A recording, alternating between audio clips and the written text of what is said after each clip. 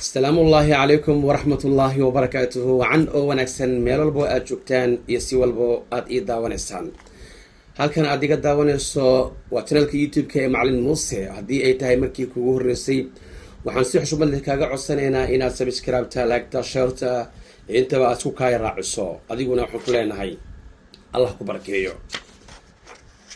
maanta waa maalin kale maanta waa usbuuc kale maanta waa waqti kale oo ilaahay uu qadaro subxaanahu wa tacaala inaynu dib u midoono dib aynu u kulanno barnaamijkeenii taxanaha ahaa ee inoo soo socday ee aan bilownay wiiggii hore ee ku saabsanaa riyooyin inta lagu riyooday ee dhaboobay ama xaqiiqoobay ayaynu weli bartanka kaga jirnaa insha allahu tacaala maanta waxaan kusoo qaadanaynaa kadib markii aan wiiggii hore aan kasoo hadalnay riyadii nebi ibraahim calayhi salaam iyo inankiisii ismaaciil calayhim assalaam iyo sidii ay u rumooday oo uu uga dhabeeyey uuna ilaahayna subxaanahu wa tacaala uu u yidhi qad sadaqta ru'ya maanta waa nebi kale nebi yuusuf calayhi salaam oo isagaba ahba mucabir ilaahay subxaanahu wa tacaala uu baray tafsiirka riyooyinka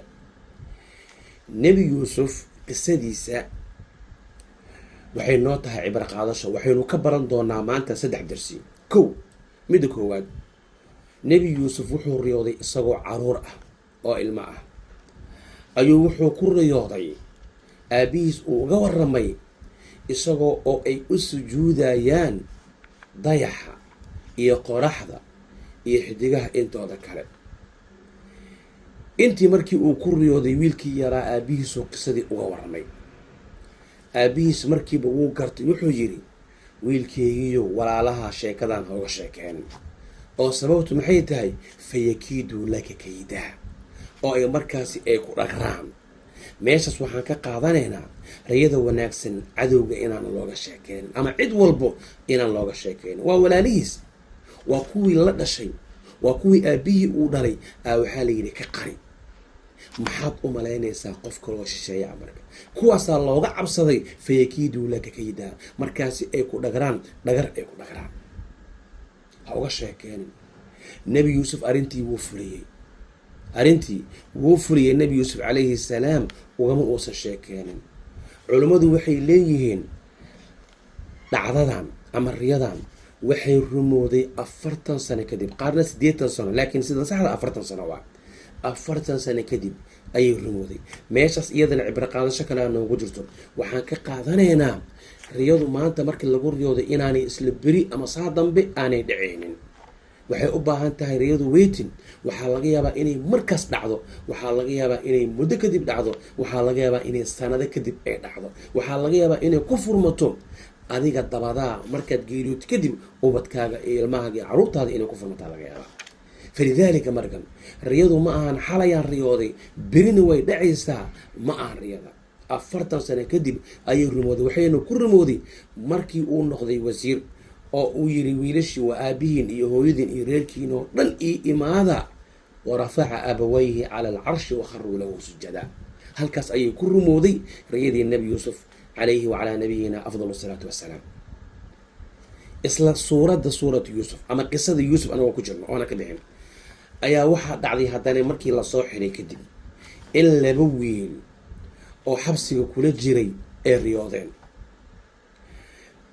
labadoodii mid baa soo booday wuxuu yidhi waxaan ku riyooday ayuu yidhi innii araanii acsiru khamra anigoo khamri shiidayo casiirinayo ayaan ku riyooday kii kalena wuxuu yidhi innii araanii axmilu fowqa ra'si khubsan ta'kulu tayru min ra'si yacni iyadoo waxaan cunay minhu shimbir iyadoo anigoo madaxa rooti aan ku sido oo shimbirna ay ka cunaysaan ku riyooday labadiiba wuu u fasiray nebi yuusuf calayhi salaam wuxuu ugu fasiray oo uu yidhi mid ka mid ahna wuxuu yidhi amaa axadukumaa fayasqi rabbahu khamra waa lagu sii deynaa xabsiga waa lagaa sii deynayaa waxaadna mataqaanaaye u shaqayn doontaa meliga ama boqorka ayaad uga shaqayn doontaa khamriga iyo waraabinta kii kalena waxaa layidhi adiga ma lagu sii deynayo dilaa lagugu xukumaya waa lagu dilaya waa lagu salbaaya kadibna halkaasaa lagaaga tegaya oo shimbiraha ayaa meydkaagii cunayo sidii ayay noqotay kiina waa la sii deeyey, kii kalena waa la daldalay, kadibna shimbirihii ayaa baktigiisii iyo meydkiisii cunay. culammadu waxay leeyihiin nimankan labada wiil dhalinyarada ah beenay sheegaayeenoo kaftan ay ka ahayd, run kama ahayn. nebi yuusuf ay u imaadeen waxay ku yidhaahdeen waa riyoone, riyadaasi waxay beenay ahayd ay leeyihiin. markii uu u fasiray kadib waxay dhaheenaa la yidhi innaa kunnaa nalcab, waa iska ciyaareynay. markaasuu wuxuu yidhi qudiya almru aladii fiihi tastaftiyaan, waxaad jawaab ka raadinayseen xukunkeedii waa dhacay. waxaa laga qaadanayaa qofka haddii riyo uusan ku riyoonin oo beena uu yidhaahdo waa ku riyooday ee loo fasiro, hadhow beena eed ma lagaa yeelayo, sidii lagugu fasiray ee kuu noqonaysaa. markaysa riyo man taxallama bibatilin wafasarahu fa inahu yalzamu bitaawiilihi, waa laazim, waa ka dhalanaysaa, fasirkeedaa ka dhalanayo arrintaas iyada ah. taasna waxaan ka qaadanaynaa xataa haddii aad ciyaar iyo been aad u riyooto ama aad u dhahdo waxaadan ku riyoonin waa ku riyooda hadaad dhahdo oo lagu fasiro, fasirka sidii u dhacay ayay kugu noqonaysaa. isla anagu ku jirnay qisadii yuusuf ayaa waxaa dhacday haddana isagoo xabsigii ku jiro ayaa waxaa riyooday boqorkii dhan ee magaalada xukumayay. oo muxuu ku riyooday? wuxuu yidhi 7 baqaraatin, 7 neef oo lo ah oo simaan cayilan oo yaakuluhunna 7 xijaaf, kuwa caatacaataha cunaayo. iyo wuxuu kaloo arkay geley cagaaran iyo kuwo kaloo engegan oo qaleel ah. wuu yaabay. markaasuu dadkii wuxuu yidhi war hala ii fasir riyadan, waa yaabana, maxay ahaayeen waxaan? dadku ma garanaynin riyadu. markaasay waxay yidhahdeen adqaasu axlaam. adqaasu axlaam waxaa laga wadaa riyo aan tafsiir lahayn, maa laa tacbiira lahu, waxaan tafsiir lahayn, waxaan waa riyo shaydaaniyaad iyo wax isku dardarsan waayo, waxaasna waa maa naxnu bitaawiili alaxlaami bicalim, annaga axlaamta sida loo fasira ma naqa. iyagu saasay dhaheen. kii oo la soo deeyey oo nebi yuusuf xabsiga kula jiray, midna wuu badbaaday, midna waa la dilay. kii badbaaday aa sheekadii maqlay, magaaladii gashay. wuxuu soo xasuustay marka inuu nebi yuusuf uu yahay nin riyo fasir yaqaan ah, xabsigana ugu jiro. markaasuu wuxuu yidhi war anaa idiin fasiraayo, hal ii deeyo xabsigaan, yaan liiga celin, hal iisii deeyo. ilaan boqorkiyaa markii rabay in wax loo fasiro waa la sii deeyey. wuu u tegey, arrintuu nebi yuusuf u sheegay. nebi yuusufna waa uu u fasiray oo u macneeyey. muxuu yidhi marka? wuxuu yidhi kow, tasracuuna 7 siniina da'aban, 7 sano oo israacraacsan oo isku xigxigto horta waa beeranaysaan. wuxuu yidhi marka wixii aad beerataan ee aad dhigataan, dhigta in badan in yaroo aad cunaysaan ma ahane, si aad ugu badbaadaan 7 sano oo abaaraa soo socoto. lo-yaashan burbuuran waxaa waayuu yidhi waa sanado aaran ah, kuwa caatacaataha ahna waa sanado abaar ah, sabuulka cagaaranna waa aaran, kuwa yaabiska ee qalalanna waa abaar. mar walba wax dhigta oo ka tagta si aad ugu badbaadaan xilliga abaaraha. arrintii sidii ayuu ugu fasir. weliba wuxuu ugu daray 1 sano oo dheeraad tafsiir, wax aanay weydiinin ugu daray oo wuxuu yidhi uma ya'tii min bacdi dalika caamun fiihi yugaathu nnaasu wa fiihi yacsiruun. 1 sano waxaa jiri doono sanad oo waxaa jiri doono oo roob dhulkoo dhan iswada qabsan doono, wadaroob uu noqon doona jiri doona. wuu ugu daray leeyihin culamadan. idan marka sidii noqotay, sidii uu ugu fasiray ayay noqotay. weliba iyo mid dheeraadana wuu ugu daray.